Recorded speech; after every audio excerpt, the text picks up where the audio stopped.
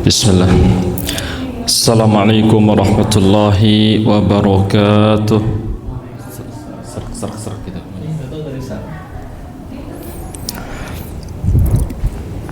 Alhamdulillahil aliyyil kabir, jalla 'anil syabihi wal wazir, laisa kamitslihi syai'un wa huwas samiul basir. Salawatullah wassalamuhu ala rasulil basyirin nadhir wa ala alihi wa ashabihi wa kulli man amana bitanzil, amma ba'd. Akhwati fillah, usi nafsi wa iyyakunna bitaqwallah, faqad fazal muttaqun. Qala Allahu tabaraka wa ta'ala fi kitabihil karim, ya ayyuhalladzina amanu taqullaha haqqa tuqatih wa la tamutunna illa wa antum muslimun. Segala puji kita panjatkan kepada Allah Rabbuna, Rabbul Alamin, Rabb yang menciptakan, memiliki serta mengatur alam semesta ini. Salawat dan salam untuk Nabi kita Nabi Muhammad sallallahu alaihi wasallam, untuk keluarganya, juga para sahabatnya, kemudian untuk orang-orang yang istiqomah di atas Islam ila yaumil qiyamah, sampai kiamat tiba.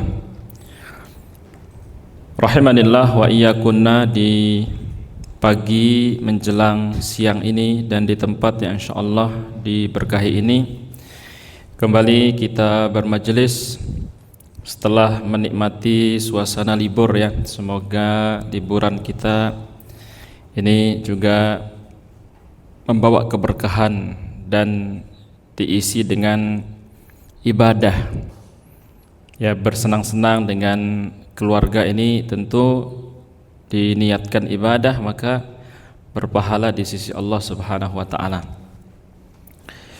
Di kesempatan ini kembali kita dengan bab yang baru pada halaman 118. Baik, bagi yang pegang kitab, kita mulai dari halaman 118. Kita masuk pada bab yang baru, yaitu tentang janin. Berkaitan dengan bab ini, lebih kurang ada 5 pasal, 5 bahasan rinci yang akan disampaikan. Baik, 5 bahasan rinci yang akan disampaikan. Yang pertama tentang prediksi bayi prematur. Kemudian yang kedua, ehwal bayi yang mati dalam kandungan. Dan bahasan yang ketiga adalah menggugurkan janin yang cacat, di bagaimana hukumnya. Kemudian yang keempat adalah perihal praktik menggugurkan janin. Lalu yang terakhir, yang kelima, adalah hiburan bagi wanita yang keguguran ya, karena ini bagian daripada ujian dan musibah, agar terdapat tasliyah ya. Bagaimana menyenangkan kembali, menghibur wanita yang mendapatkan musibah keguguran, ini dibahas pada poin yang kelima. Akhwati fillah, para ummahat dan akhwat rahimanillah wa iyyakunna, kita masuk pada bahasan yang pertama, yaitu tentang prediksi bayi prematur. Ada faedah yang perlu kita fahami untuk mendasari kajian kita di pagi ini. Yang pertama, ada istilah abortus ya, masyhur di telinga kita itu aborsi ya. Ini yang pertama.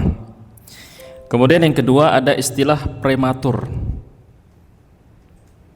Ini difahami dengan baik sehingga nanti memudahkan kita dalam memahami bahasan ini. Kemudian yang ketiga, istilah cukup bulan ya. Janin cukup bulan. Kemudian yang keempat, istilah lewat bulan. Kehamilan atau janin yang lewat bulan. Berarti ada 4 ya. Ada abortus, ya abors, kemudian yang kedua prematur, yang ketiga itu kategori cukup, kemudian yang keempat ini melewati, sudah lewat waktunya. Kata-kata abortus ini ya identik dengan istilah gugur. Kalau gugur itu artinya lanjut apa selesai? Hidup atau tidak hidup? Nah, ini harus identik dulu perbedaannya sehingga nanti kita tidak bingung. Kemudian prematur. Istilah prematur ini kan sering dipakai ya. Wah, ini keputusan yang prematur. Artinya apa? Prematur ini gimana? Orang yang memberikan keputusan yang prematur itu pertimbangannya cukup atau kurang? Kurang. Berarti prematur ini ya kita sebut saja sementara itu identik dengan kurang. Baik. Kemudian yang ketiga adalah cukup. Nah, cukup ini ternyata dibagi menjadi 3. Kehamilan yang cukup bulan itu yang pertama cukup ya, cukup awal, kategori cukup awal. Kemudian yang kedua kategori cukup penuh, pas, ini paling pas. Kemudian ya, yang terakhir adalah ya kategori bismillah. Yang terakhir adalah kategori cukup atau cukup kategori akhir. Cukup kategori awal, cukup kategori penuh pertengahan, dan yang ketiga cukup kategori akhir. Baik, ada berapa? Ada 3. Baik. Dengan mengetahui bahwasanya cukup ini dibagi menjadi 3, ini ya tidak ada perdebatan, karena ada yang mengatakan 8,5 bulan itu cukup ya. Kemudian ada yang mengatakan oh cukup itu 9 bulan, bahkan 9,5 bulan. Kok beda 1 bulan?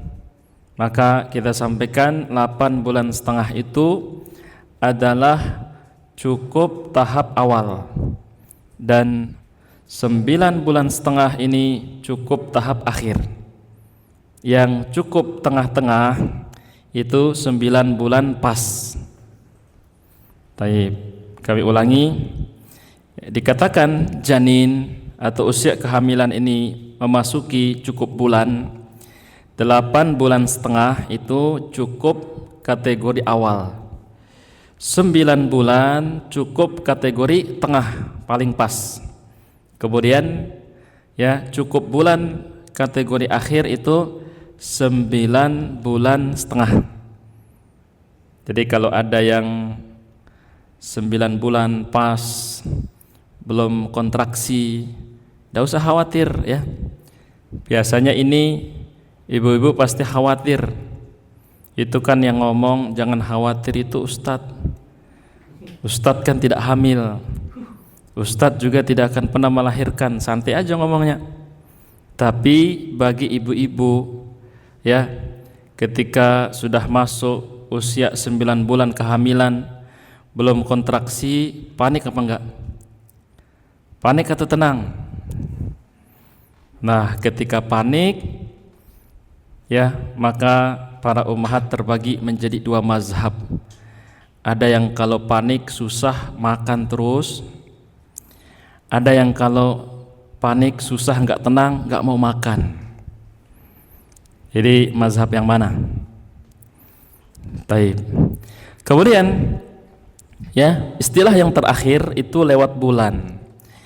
Kapan ya satu kehamilan disebut lewat bulan? Ya, ini apabila usia kehamilan itu telah mencapai 10 bulan atau 42 pekan. Baik, sampai di sini mafhum? Sebelum kita lanjut, kosakatanya wadih, jelas? Baik. Nah, baik, nukarrir, kita ulangi. Yang pertama ada istilah abortus, gugur. Gugur ini bisa keguguran atau diaborsi, digugurkan dengan sengaja. Nah, kalau ini yang terjadi, maka tidak ada harapan hidup. Jadi kata-kata abortus, aborsi ya mengindikasikan tidak ada harapan hidup atau tidak diharapkan untuk hidup. Taib. Kalau ada seorang wanita, na'udzubillahi min dzalik, dia melakukan aborsi, apakah dia mengharapkan janinnya hidup atau mati? Mati, ya. Maka apa hukum aborsi dengan sengaja? Dosa. Dosa kecil atau dosa besar? Dosa besar. Ini tidak bertanggung jawab, ya, tidak punya moral. Kenapa dia mau enaknya tapi nggak mau anaknya? Na'udzubillahi min dzalik. Ya dzambillah, ya dzambillah. Nah, ini tak ubahnya dengan hukum, ya, ketika Allah Subhanahu wa taala menyebutkan dalam Al-Qur'an, wa idzal mau'udatu su'ilat. Bayi-bayi ya dikubur hidup-hidup, dibunuh. Ya, sama saja kalau sudah ada rohnya, ya, kemudian dimatikan, digugurkan, ya, baik dengan nanas muda, ya, atau dengan obat-obatan, atau mungkin ya naudzubillah ini ya kejahatan yang sangat besar, ada yang membuka jasa untuk menggugurkan janin. Ini kebayang, tega sekali. Ada jasa ya menggugurkan janin. Taib. Jadi ini tentu adalah jasa yang dilaknat oleh Allah Subhanahu wa taala. Bismillah, walhamdulillah. Kita banyak-banyak bersyukur kepada Allah atas nikmat ya sound system ini, dan ini mengingatkan kita ya lebih rumit menuntut ilmu di zaman dulu, ya. Di zaman dulu tidak semudah sekarang. Oleh sebab itu kita harus banyak-banyak bersyukur kepada Allah Subhanahu wa taala.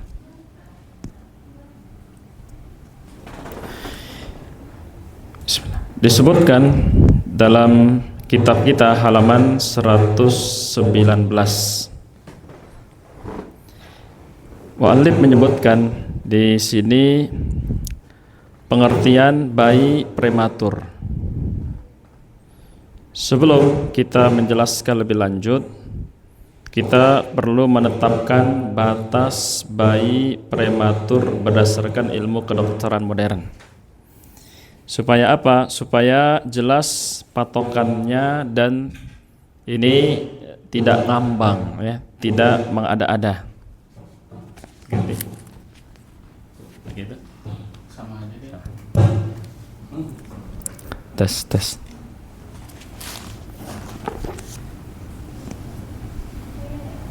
Kalau tanpa mikrofon bisa kedengaran?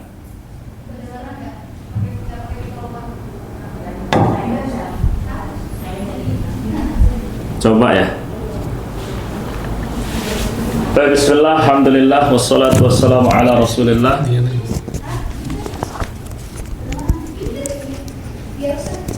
Kedengeran ya? Nanti volumenya dinaikkan dikit. Bismillah, assalamualaikum warahmatullahi wabarakatuh.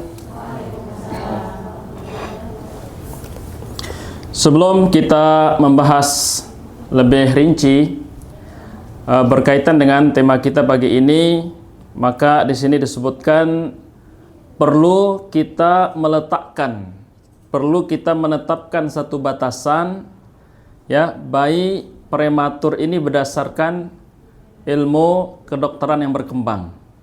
Supaya ya ketika kita membahas ini definisinya tidak mengambang. Pengertian kita ini tidak mengada-ngada. Ya. Oleh sebab itu dijelaskan pada paragraf yang kedua. Pada paragraf yang kedua, bayi prematur adalah janin seorang ibu yang hamil yang lahir kurang bulan menurut ya usia kehamilannya. Jadi disebut prematur ini identik dengan kata-kata kurang bulan. Adapun usia kehamilan cukup bulan ini ada di sekitar 37 sampai 41 pekan. Tadi definisi yang lebih jelas kita telah sebutkan di awal, ya. Nah, 37 pekan ini sama dengan 8,6 atau 8,5 bulan. Baik. Sedangkan 41 pekan ini sama dengan 9 bulan setengah. Baik, sampai di sini suaranya wadih, jelas? Jelas para ummahat? Baik. Idzan nastamir, kita lanjut. Nah, kemudian ya disebut kurang pada definisi yang kedua, paragraf yang kedua, di sini disebutkan apabila ya usia kelahiran itu ada di antara ya 20 pekan. Ya, 20 pekan ini sama dengan 4 bulan setengah. Jadi 4 bulan setengah terus sampai ke atas ya. Sebelum 8 bulan setengah ini disebut ya belum cukup bulan. Nah, yang ingin ditekankan oleh penulis di sini penting kita memahami kapan ya seorang ibu melahirkan dan janin yang dilahirkan itu difahami batas minimumnya. Batas minimum artinya dia lahir dengan harapan hidup yang besar.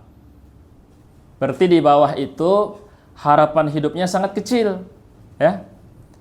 Nah, di sini disebutkan batas minimumnya ada di 20 pekan. 20 minggu ini sama dengan 4 bulan setengah atau 4,6.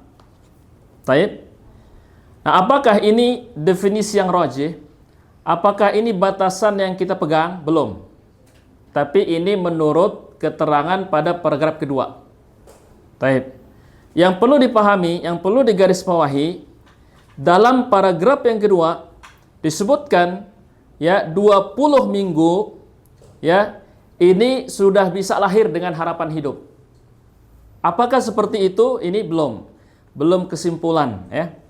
Tapi ada yang menyebutkan 20 minggu ke atas ini sudah cukup dia lahir dengan harapan hidup yang baik.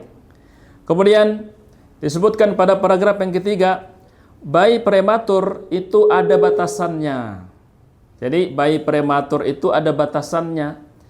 Kenapa perlu kita ketahui batasannya? Karena ini ada kaitannya dengan kepastian hukum.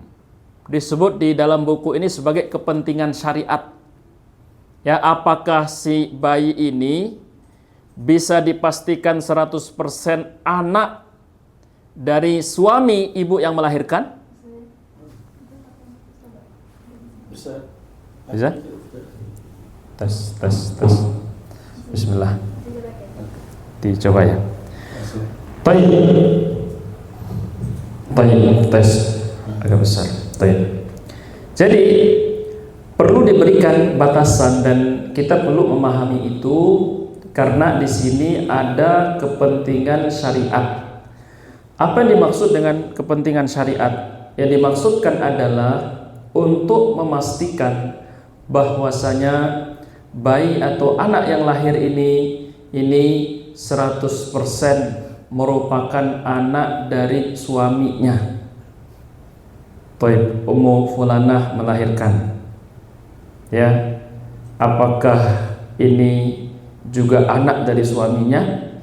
Kalau dari ibu yang melahirkan pasti, karena keluar dari rahimnya. apakah iya ini juga anak 100% dari suaminya yang sah? Nah, disinilah perlu diketahui batasannya. Kenapa? Karena misalkan dia baru menikah, menikahnya baru 4 bulan, terus sudah lahiran. Di sini masyarakat ya akhirnya ya termakan oleh isu, kok bisa baru ya 4 bulan menikah kemudian sudah lahir anaknya. Nah, ada dua kemungkinan. Ya, boleh jadi mereka ini naudzubillah telah berpacaran dan ini dosa besar sebelum dia menikah, sehingga itu benar anaknya tapi tidak sah secara perwalian kalau hamil di luar nikah. Baik. Atau misalkan dia belum pernah bersentuhan, dia menikah kemudian 3,5 bulan sudah punya anak, dipastikan ini bukan anak dari suaminya yang sah.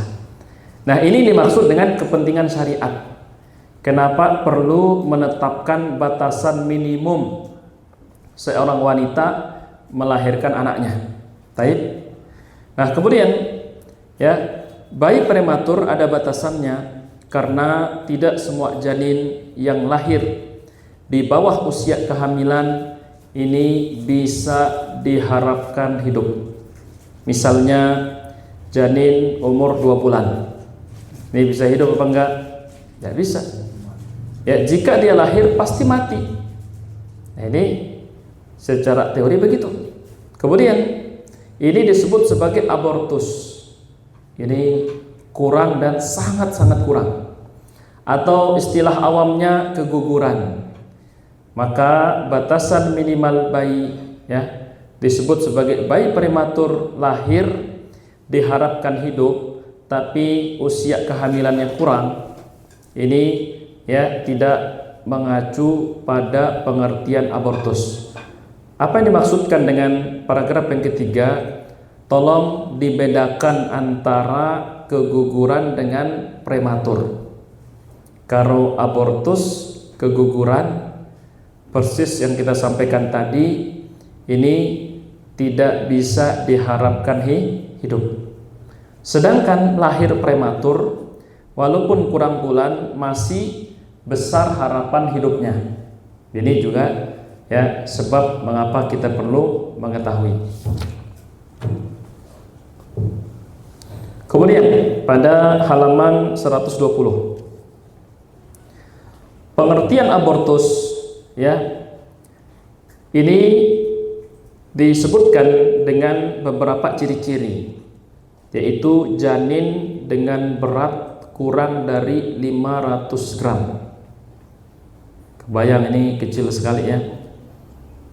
Ya, paling minim kita yang sering mendengarkan berita ya, anak-anak yang lahir dari teman-teman kita misalkan, ini biasanya berat berapa paling kecil? Ada yang pernah mendengarkan 500 gram? Nah, kalau seperti itu, ini identik dengan abortus. Ini ciri-ciri yang pertama. Atau yang kedua, umur kehamilan sang ibu kurang dari 20 pekan. Kurang dari 20 minggu ya ketika ya janin ini keluar dari rahimnya. Kemudian yang ketiga ya tidak mempunyai peluang hidup. Jadi 3 yang identik dengan abortus, beratnya ya sangat minim, di sini disebutkan 500 gram. Kemudian ya dengan usia kehamilan kemudian dia lahir itu kurang dari 20 pekan. Lalu harapan hidupnya ini tidak ada. Kemudian pada paragraf yang kedua di halaman yang sama disebutkan aborsi adalah pengakhiran masa kehamilan. Tadi kita sebutkan ya keguguran itu bisa keguguran secara alami, dalam arti ada sebab yang tidak diinginkan terjadi atau sengaja digugurkan. Nah, aborsi adalah pengakhiran masa kehamilan sebelum janin sang ibu genap berumur 20 pekan. Berarti di bawah itu disebut sebagai aborsi. Beratnya disebutkan kurang dari 500 gram. Kemudian beberapa referensi, beberapa sumber menyebutkan ya ada dua pendapat terkait batasannya, yaitu antara 20 pekan. 20 pekan ini berapa bulan? Disebutkan 5 bulan. Kemudian ya antara 5 bulan atau 20 pekan dan 28 pekan atau disebut dengan 7 bulan. Nah, di sini perlu digarisbawahi bagi yang pegang kitab, tolong diperhatikan pada halaman 120. Ini kesimpulan yang kita ambil pada paragraf yang kedua. Kita mengambil pertengahannya saja. Ada yang menyebutkan antara 5 sampai 7 bulan, berarti 5, 7. Di tengah atau antara 5 dan 7 itu ada berapa angkanya? 6. Kita ambil pertengahannya, yaitu 6 bulan. Tapi saya ulangi ya, disebut ya atau batasnya, ada yang menyebutkan 5 bulan, ada yang menyebutkan sampai 7 bulan. Diambillah tengah-tengahnya, yaitu 6 bulan. Apa yang menguatkan pendapat ini? Disinilah disebutkan pendapat ulama dan pandangan syariat. Para ulama rahimahumullahu ta'ala mengambil kesimpulan bahwasanya bayi prematur batasannya adalah 6 bulan. Berarti 6 bulan ini usia kelahiran janin yang paling minimum untuk diharapkan bisa hidup. 6 bulan. Jadi kalau ada orang menikah baru 6 bulan punya anak, ini wajar ya, jangan sampai dicurigai aneh-aneh. Itu wajar. Kok bisa Ustadz? Jarang kita mendengar seperti itu. Nah, inilah dalilnya.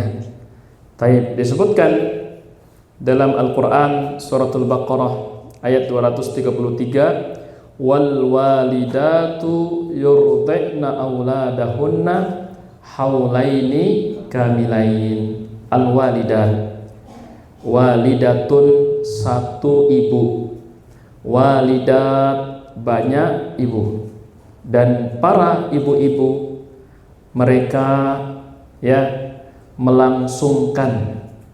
Apa yang dilangsungkan? Proses memberikan ASI ini selama berapa? Haul itu berapa?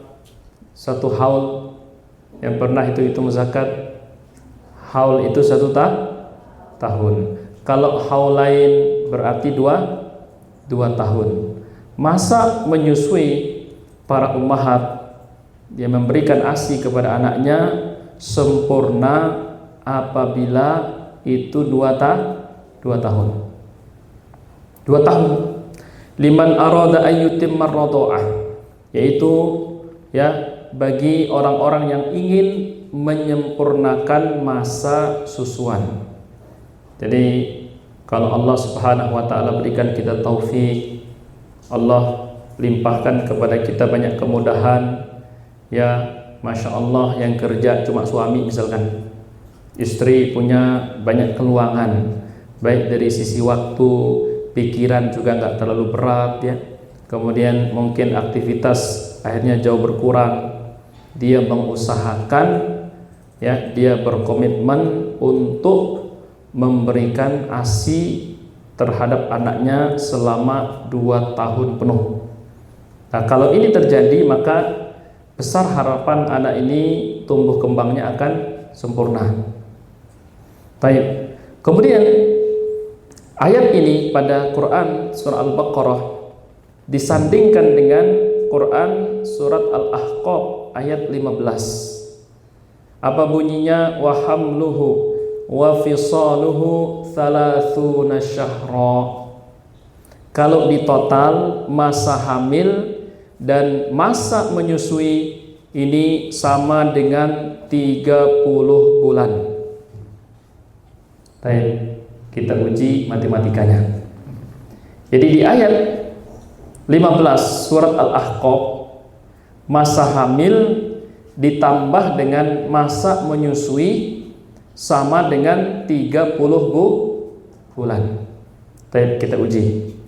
30 bulan totalnya dikurangi dengan masa menyusui. Berapa lama masa menyusui? Berapa lama tadi? 2 tahun. 2 tahun berapa bulan? 20? 24. 30 dikurangi 24. Berapa berarti? 6 bulan. Berarti totalnya 30 bulan. Masa menyusuinya 24 bulan. Berarti masa hamilnya berapa? 6 bulan. Kalau ada isu berkembang, tuh si fulanah hebat kali, 6 bulan sudah lahir. Hanya dari mulut ke mulut, jadi trending topik di kalangan orang-orang yang tidak takut berbagi pahala ghibah ya. Yang kita bawakan ayat ini. Pernah belajar matematika enggak? Pernah. Coba hitung. Bacakan ayat pertama. Ayatnya dibalik. Al-Ahqaf dulu. Wa hamluhu wa fisaluhu 30 syahra. Masa hamil ditambah dengan masa menyusui itu 30 bulan. Faham? Faham. Coba ayat kedua. Surah Al-Baqarah. Wal walidatu yurdi'na auladahunna haulaini kamilain. Masa menyusui yang sempurna itu 2 tahun 24 bulan. Coba 30 kurangi 24, 6 bulan. Berarti Al-Quran mengakui ya, seorang janin itu lahir di usia berapa bulan? 6 bulan. Inilah hebatnya Al-Quran. Tidak kontradiksi dengan kemajuan ilmu manusia. Kalau ilmunya benar ya. Nah, ini luar biasa. Jadi di sini kita ambil patokan 6 bulan berdasarkan dua dalil yang digabungkan satu sama lain saling menafsirkan, antara Quran surah Al-Ahqaf ayat 15 dengan ayat 233 dari Quran surah Al-Baqarah. Nah, berdasarkan dua ayat yang kita bacakan tadi pada halaman 121, batas minimal bayi bisa lahir dengan harapan hidup yang bagus ya, secara matematika 30 bulan dikurangi 24 bulan, yaitu 2 tahun masa menyusui sama dengan 6 bulan. 6 bulan ini bisa lahir. Dokter hidup enggak? Insya Allah hidup. Tapi ini disebut prematur. Lahir bisa selamat, insya Allah besar peluang selamat. Tapi karena kurang dari kategori cukup bulan, ini disebut prematur. Di bawah prematur berarti abortus. Bisa dipahami? Baik. Kemudian demikian tafsir para ulama terkait ayat Al-Quran yang kita telah bacakan tadi, bahwasanya batas minimal kelahiran bayi adalah 6 bulan. Ingat, ini batas minimal. Lahir tapi prematur. Apakah memiliki peluang selamat dan hidup? Insya Allah besar. Al-Imam Ibnu Katsir rahimahullah ta'ala, dia berkata ketika menafsirkan suratul Ahqaf ayat 15, yaitu wa hamluhu wa fisaluhu 30 syahra. Apa kata beliau? Ali radhiyallahu anhu berdalil dengan ayat ini bersama dengan ayat dalam Quran surah Luqman dan menyapihnya selama 2 tahun. Juga firman Allah Subhanahu wa taala, para ibu hendaklah menyusui anak-anaknya selama 2 tahun penuh, yaitu bagi yang ingin menyempurnakan masa penyusuan. Lantas beliau menyebutkan bahwasanya batas minimal waktu kehamilan adalah 6 bulan. Ini kata Imam Ibnu Katsir rahimahullahu ta'ala. Nah, ini kesimpulan yang baik dan sahih. Pendapat ini disepakati oleh Utsman dan sejumlah sahabat yang lain radhiyallahu ta'ala anhum. Berarti ini juga telah menjadi kesepakatan di kalangan para sahabat Nabi sallallahu alaihi wasallam wa radhiyallahu ta'ala anhum. Baik.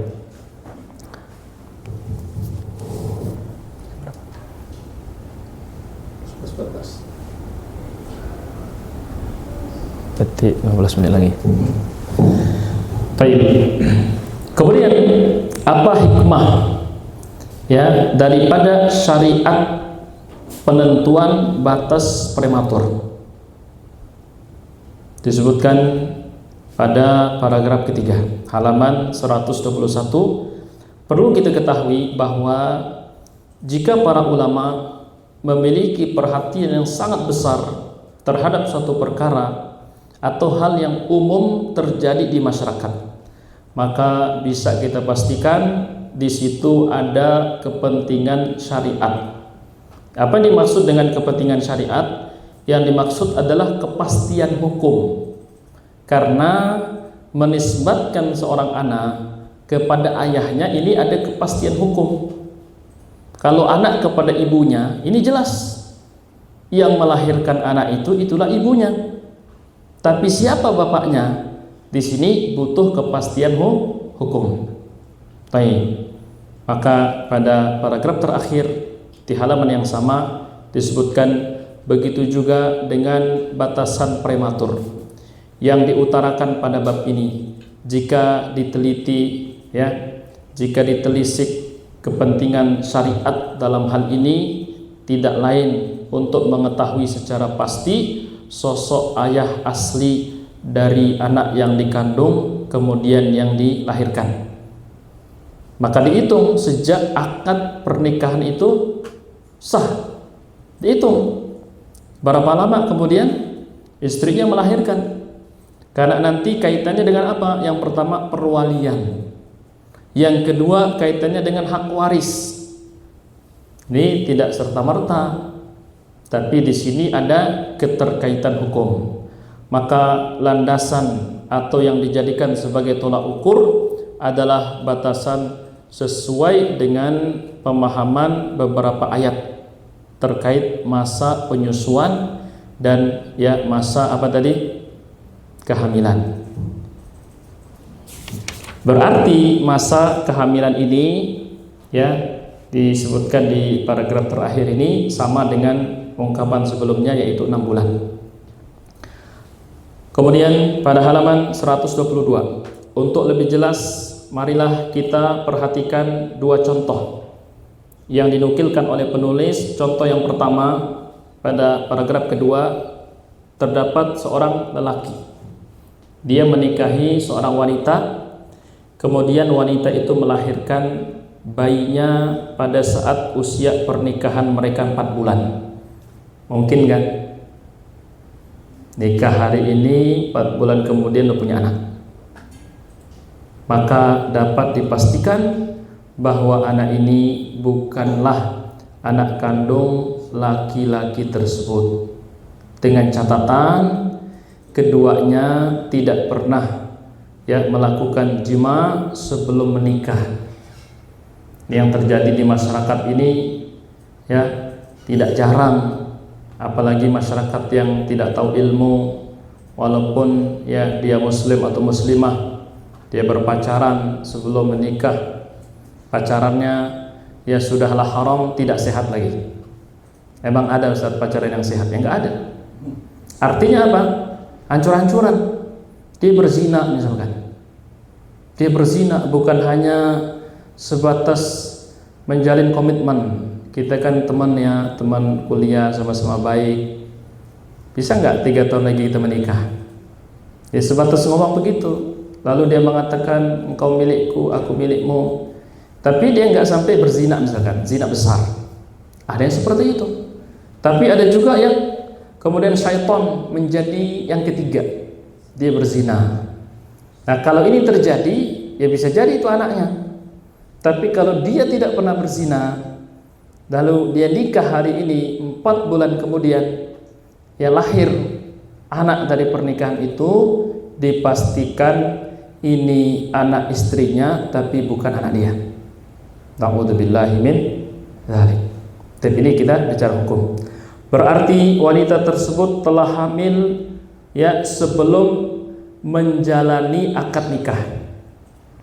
Berbeda halnya kalau wanita ini melahirkan jabang bayi setelah genap 6 bulan. Kalau 4 bulan berarti belum.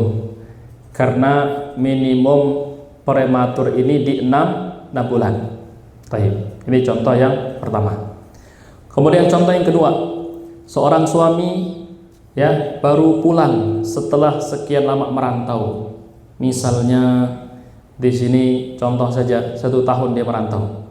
Dia pergi dalam urusan pekerjaan, entah kemana atau ke luar negeri. Kemudian dia bertemu dengan istrinya. Setelah dia pulang, ya terjadilah ya seperti biasa suami istri. Tetapi 4 bulan setengah ya setelah itu ya mereka tinggal bersama, istrinya melahirkan bayi. Tadi 4 bulan, ini jelas nggak cukup ya. Di sini 4 bulan setengah. Kalau tadi ada kemungkinan mungkin pacaran sebelum nikah. Tetap anaknya, tapi boleh jadi wali nggak kalau anaknya perempuan? Tak boleh. Nah di sini suaminya tidak pulang setahun, tidak pulang setahun atau bahkan lebih. Dia pulang hari ini, sejak hari ini dia bersama, 4 bulan setengah kemudian lahir bayinya. Ini anak istrinya apa bukan? Jelas dong, karena dari rahimnya. Pertanyaan kedua, anak dari suaminya apa bukan? Terus anak siapa? Nah, ini yang jadi masalah ya. Ya, ini yang jadi masalah. Ketika baru 4,5 bulan ya istrinya melahirkan bayi, maka bisa dipastikan anak yang lahir itu bukan anak suaminya. Berarti ya dia telah dalam kondisi hamil sebelum suaminya pulang, atau dia telah berzina dan berkhianat ya. Na'udzubillahi min dzalik.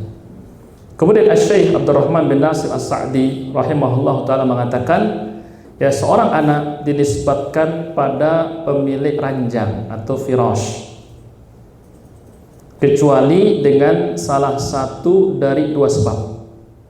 Yang namanya anak ya adalah anak dari suami istri yang punya rumah, kecuali di sini sebab yang pertama karena adanya li'an. Apa itu li'an? Ya suami menuduh istrinya berzina, lalu keduanya sama-sama bersumpah, demi Allah saya tidak berzina, demi Allah kamu berzina. Sumpah mana yang dipegang? Maka anak dinisbatkan kepada ibunya, karena suaminya tidak mau, ini bukan anak saya. Tapi Pak kita kan serumah. Iya, tapi baru 4,5 bulan. Akhirnya apa yang terjadi? Ya ke ibunya. Lalu karena mustahil bagi istri melahirkan kurang dari 6 bulan sejak hari pernikahan atau sejak dia mulai tinggal bersama, ataupun sesuai setelah dia berpisah dengan suaminya. Setelah dia berpisah dengan suaminya dalam jangka waktu yang serupa, kurang dari 6 bulan, sehingga tidak mungkin anak yang lahir berasal dari benih si laki-laki atau suaminya. Nah, dengan contoh ini yang menjadi jelas betapa pentingnya kita memahami usia minimum dari prematur. Bisa kita pahami sampai di sini, berarti kita sepakati batas minimum prematur itu di usia kehamilan berapa? 6 bulan. Kemudian poin yang terakhir pada halaman 123. Ya, di sini penulis menyebutkan jawaban atas batasan prematur 20 minggu. Kan tadi di awal kita sebutkan ada yang mengatakan 20 minggu. 20 minggu itu berapa bulan? 5 bulan. Tapi ada kan yang mengatakan bisa 5 sampai 7. Kita ambil tengah-tengah yaitu 6. Berarti 7-nya aman. Bagaimana dengan 5-nya? Kan ada yang mengatakan 5. Inilah keterangannya. Ilmu medis atau kedokteran modern yang berkembang menyebutkan bahwa batas minimal seorang anak lahir dikategorikan sebagai bayi prematur adalah 20 minggu, yaitu kurang dari 6 bulan. Padahal kita berpatokan 6 bulan. Ada yang mengatakan kurang dari 6 bulan. Bagaimana kita menanggapi kesimpulan yang berbeda ini? Terjadi kontradiksi. Maka pendapat tersebut bisa dijawab dengan mengungkap fakta bahwa kasus yang terjadi umumnya pada usia hamil 6 bulan. Dengan kata lain, pada setiap sesuatu pasti ada pengecualian. Nah, dalam pelajaran kita itu ada kaidah. Kaidah itu kan sifatnya umum, kemudian dia mencakup banyak hal, tapi setiap kaidah ada sedikit pengecualiannya. Baik. Nah, 6 bulan ini patokan umum, begitulah kaidahnya. Ya, begitu pula keterangan dalil. Ya, maka ketika ada yang kurang daripada itu, kalau memang misalkan ya si wanita ini adalah wanita yang suci, tidak pernah bersentuhan dengan laki-laki, ya. Kemudian ketika dia hari ini menikah, sah pernikahannya, kurang 6 bulan lahir anaknya. Ya, kalau memang faktanya tetap seperti itu dan ini adalah pengecualian dan itu sangatlah sedikit. Mana lagi yang pengecualian lebih aneh daripada ini, lebih nggak masuk akal, tapi mesti diterima dengan keimanan. Ada wanita paling suci tapi melahirkan anak tanpa suami. Siapa dia? Maryam alaihissalam. Tapi ini sudah babnya bab yang berbeda. Jadi ketetapan Allah Subhanahu wa taala. Tapi misalkan ada prematur di bawah 6 bulan, itu sangat jarang sekali. Ini pengecualian dan rata-ratanya tetap 6 bulan. Baik, bisa dipahami? Nah, terlebih dengan perkembangan ilmu kedokteran masa kini, bayi yang berusia sekian bulan tetapi harus dikeluarkan dari perut ibunya, yakni dengan operasi sesar misalkan, pada kita jelaskan. Tetapi bisa diberi bantuan supaya peluang hidupnya ada, dimasukkan ke NICU. Ini kita biasa dengar ya, anaknya belum boleh ya ditemani sama ibunya karena dalam masa bantu supaya peluang hidupnya ini ya, bisa diharapkan. Nah, hal-hal semacam ini masuknya pada pengecualian, tapi umumnya ya prematur itu batasnya di 6 bulan. Adapun dari sisi lainnya, jika persalinan dilakukan tanpa operasi sesar dan tanpa alat bantu kehidupan modern, maka yang lebih mendekati ya kebenaran dalam hal ini, batas jangkanya itu ada di 6 bulan. Sebagaimana penjelasan para ulama ketika mereka menguraikan dua ayat yang telah kita sebutkan tadi. Maka kesimpulannya para ummahat dan akhwat rahimanillah wa iyyakunna, ya, di ujung halaman 123, yang pertama batasan bayi prematur adalah 6 bulan. Kemudian yang kedua, ya, kesimpulannya ketentuan tersebut sesuai dengan kepentingan syariat berupa penetapan nasab sang anak, kemudian diperkuat oleh ilmu kedokteran modern.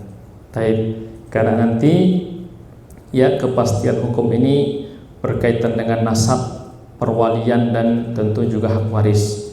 Taib, demikian barangkali yang bisa kita sampaikan di pertemuan kita kali ini.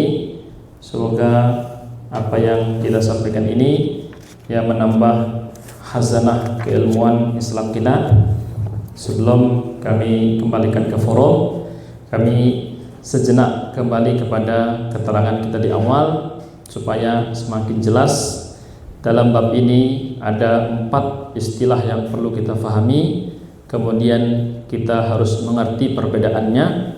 Yang pertama tadi kita sebutkan ada abortus.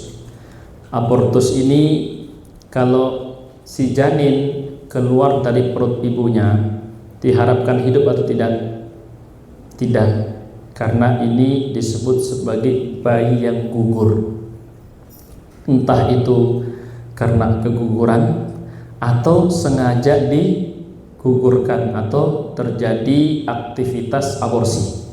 Tadi Anda menyampaikan mungkin kurang jelas karena terjadi kendala sound system, ya, bahwasanya di sebagian tempat terdapat wanita-wanita atau mungkin juga ada laki-laki yang membantu para wanita hamil untuk menggugurkan anaknya.